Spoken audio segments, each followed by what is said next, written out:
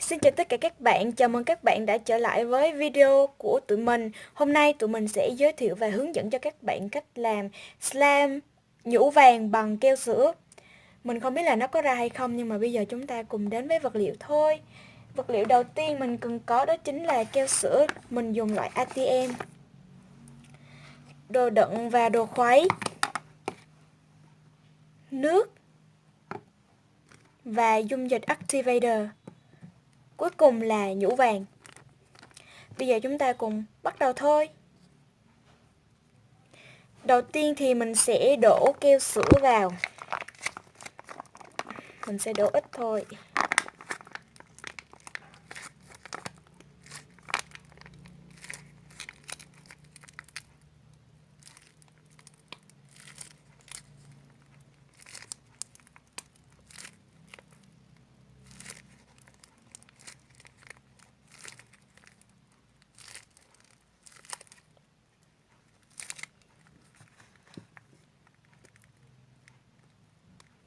Rồi.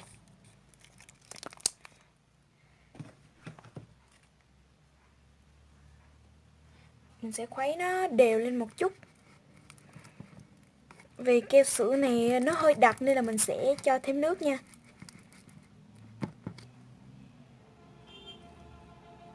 Các bạn sẽ cho hơi nhiều nước một chút xíu tại vì nó đặc lắm.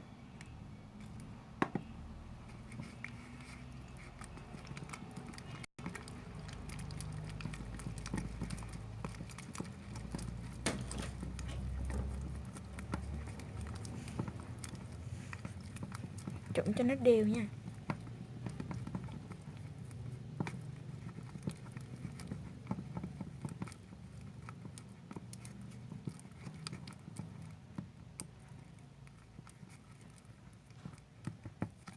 Rồi, bây giờ mình sẽ cho nhũ vàng vào.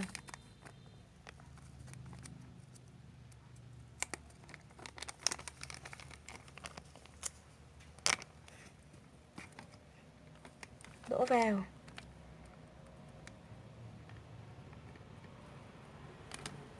Rồi, khuấy đều.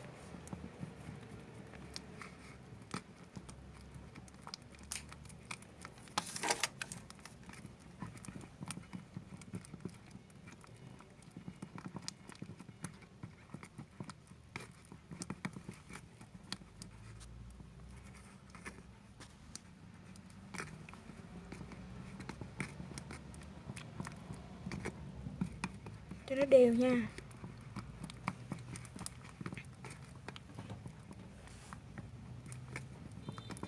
Rồi, mình thấy vậy là đều rồi đó. Bây giờ mình sẽ cho activator vào. Bỏ mỗi lần một ít, nếu mà các bạn bỏ quá nhiều thì nó sẽ bị đông cứng lại ngay. Khuấy lên.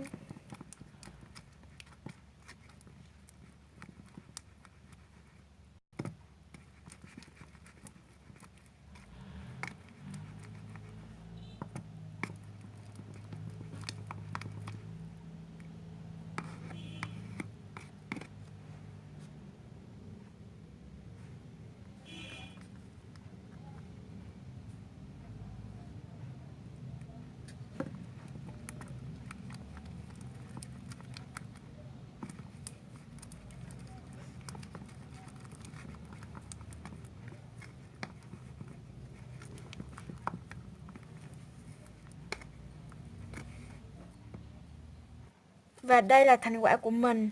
Xin lỗi các bạn, do cấp điện nên hơi tối màu một chút xíu. Mình thấy cái này nó không có giống màu nhũ lắm, mà mình thấy nó giống kem sữa hơn. Chơi cái này thì bóp rất là đã luôn nha.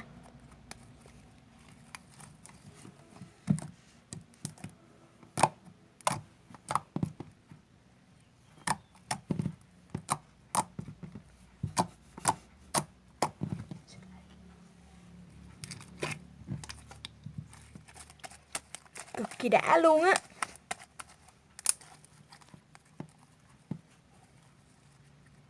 Dẻo cực kỳ luôn.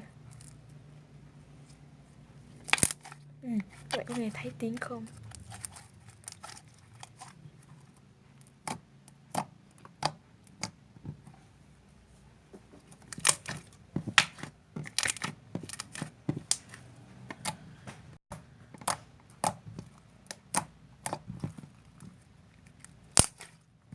Rồi bây giờ mình sẽ bỏ vô hộp để bảo quản nha. Đấy. Trời, trời nắng. Rồi, video của mình đến đây là kết thúc rồi. Chúc các bạn làm slime này thành công nha. Tạm biệt các bạn.